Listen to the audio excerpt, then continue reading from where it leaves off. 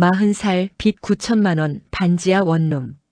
3년 전만 해도 저는 외국계 기업 부장이었습니다. 제 이름은 박민지.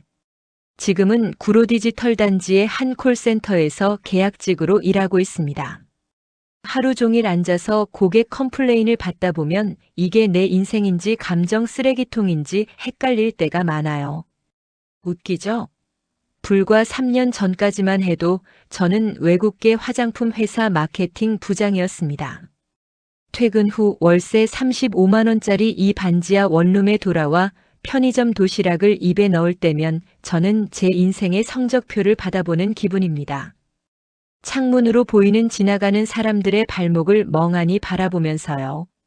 한때는 번듯했던 외국계 기업 타이틀, 성형과 명품에 쏟아부은 수천만 원, 10년을 함께한 남자친구. 그 모든 걸 잃고 지금 제 손에 남은 건 9천만 원의 빚과 쭈글쭈글해진 이 얼굴뿐이네요. 대체 어디서부터 잘못된 걸까요? 저는 그저 남들처럼, 아니 남들보다 더 빛나게 살고 싶었을 뿐인데 말이죠.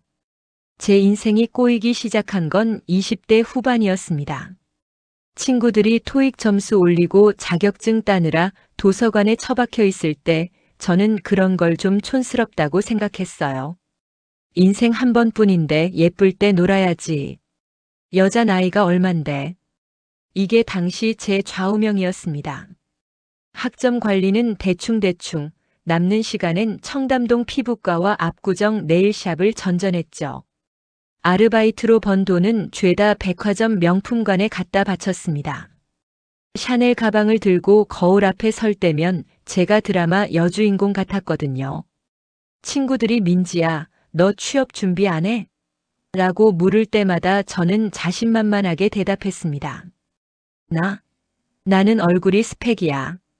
졸업 시즌이 되자 친구들은 하나둘 대기업에 합격했고 저만 덜렁 남았습니다.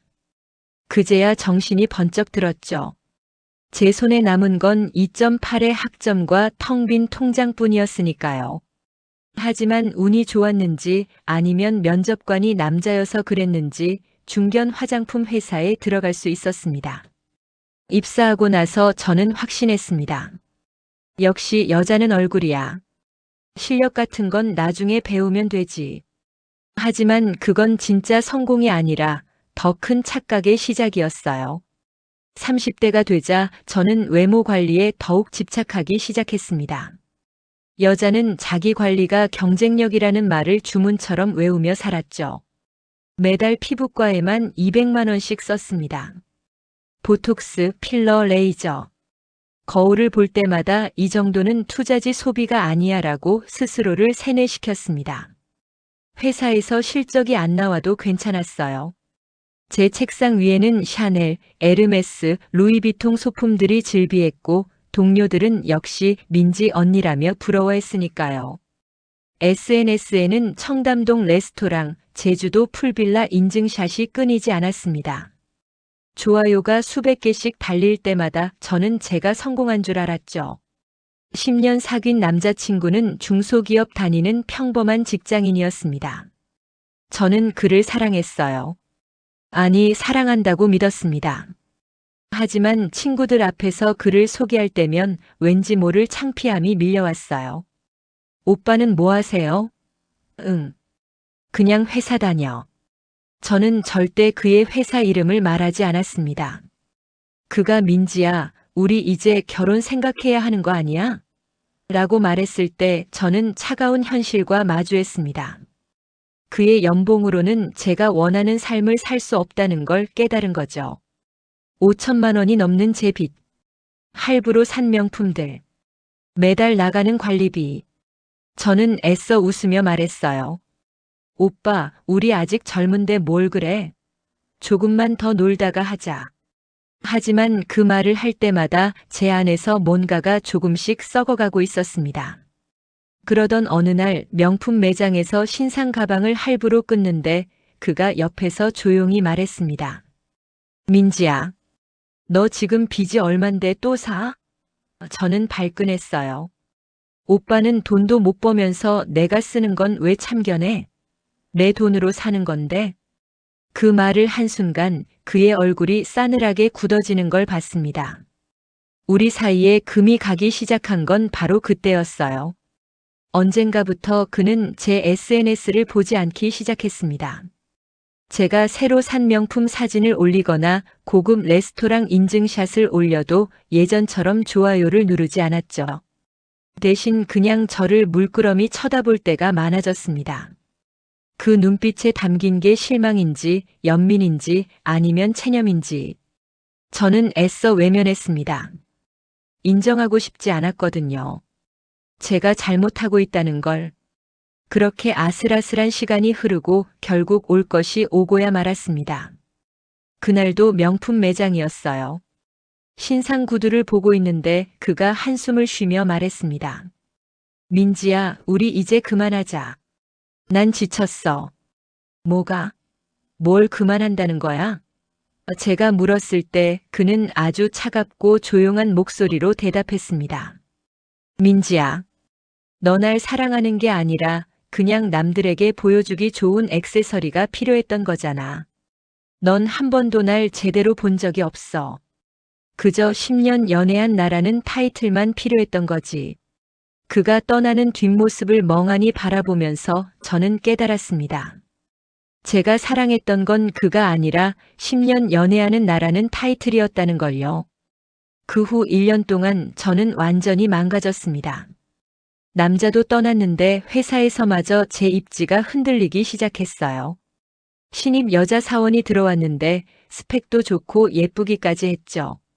더 치명적인 건 저보다 15살이나 어렸다는 겁니다. 어느 날 부장이 저를 불렀습니다. 민지 씨, 요즘 실적이 많이 안 좋아요. 그리고 솔직히 말하면 나이도 있고 이제 후배들한테 자리 좀 내줘야 하는 거 아닌가 싶어서요. 40세, 비혼, 여자. 회사에서 제 가치는 딱 이 세 단어로 정리됐습니다. 저는 그날로 사표를 냈습니다. 아니, 정확히는 권고사직을 당한 거죠. 제 인생을 지탱하던 마지막 자존심이 그렇게 산산조각 났습니다. 남자도 직장도 잃고 저는 한동안 폐인처럼 살았습니다. 방에 틀어박혀 배달음식과 소주로 하루를 보냈죠. 거울을 볼 때마다 보이는 건 성형으로 뭉개진 얼굴과 살찐 몸뿐이었습니다. 그러던 어느 날 문득 이런 생각이 들었습니다. 그래, 다시 사업으로 대박 내면 돼. 온라인 쇼핑몰로 떼돈 벌어서 다 복수해주지. 그건 냉정한 판단이 아니었습니다. 바닥까지 떨어진 제 자신을 인정하기 싫어서 마지막 한탕을 노린 도박이었죠. 퇴직금 전부를 털어 온라인 쇼핑몰을 차렸습니다. 중년 여성 타깃 뷰티 제품. 나처럼 외모 관리하는 여자들 많아. 이건 대박이야. 하지만 현실은 달랐습니다. 제가 수천만 원 들여 사들인 재고는 창고에서 먼지만 뒤집었었고 통장 잔고는 매일 마이너스만 늘어갔습니다. 동업자로 들어온 후배와도 결국 싸우고 헤어졌습니다. 언니가 SNS 인증샷 찍는다고 제품 다 써버리면 어떡해요? 이거 팔아야 하는 거잖아요. 그녀의 목소리에 담긴 건 실망이 아니라 경멸이었습니다. 사업은 1년도 못 가 망했습니다. 퇴직금은 물론이고 카드빚 대출까지. 제 손에 남은 빚은 9천만 원. 그리고 40세라는 나이. 아무것도 남지 않았습니다. 모든 게 끝났다고 생각했습니다. 그날 휴대폰으로 채용 공고를 보다가 구로디지털 단지 콜센터 계약직 공고를 발견했습니다. 학력 무관, 경력 무관, 연령 무관. 저는 떨리는 손으로 지원 버튼을 눌렀습니다. 면접장에 갔을 때 면접관은 제 이력서를 보고 어이없다는 표정을 지었습니다. 외국계 기업 부장을 하셨는데 왜 여기에? 저는 고개를 숙인 채 대답했습니다. 아무 데도 안 뽑아줘서요. 지금 저는 하루 8시간 월급 210만 원 받으며 콜센터에서 일합니다. 젊은 팀장에게 혼나고 고객들에게 욕먹고 퇴근하면 반지하 원룸으로 돌아갑니다. 어느 날 밤 스마트폰 계산기를 켰습니다. 월급 210만 원으로 9천만 원 빚 갚고 아파트 사고 결혼하는데 걸리는 시간. 계산기는 불가능이라는 답을 내놨습니다. 그런데 이상하게도 그 순간 절망보다는 묘한 평온함이 찾아왔습니다. 저는 조용히 계산기를 껐습니다. 그리고 스스로에게 말했어요. 그래, 민지야. 결혼, 내 집, 명품백. 그건 이제 내 인생에 없어. 인정해. 그 순간 깨달았습니다. 저를 불행하게 만든 건 가난이 아니었어요. 여자는 이래야 해 40살이면 이 정도는 해야지라는 남들이 만든 기준에 제 인생을 억지로 끼워 맞추려 했던 어리석음. 그게 모든 불행의 시작이었던 겁니다. 저는 그날 제 인생의 목표를 바꿨습니다. 성공이 아니라 생존. 더 이상 남에게 보여주기 위한 삶이 아니라 내 능력 안에서 나 혼자만은 책임지고 사는 살. 이젠 괜찮습니다.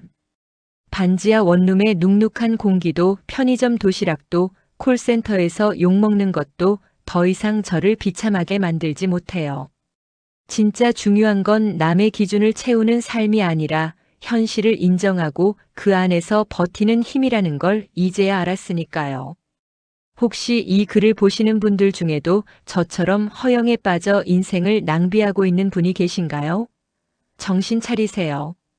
여자에게 진짜 필요한 건 명품백이 아니라 스스로 서는 힘입니다.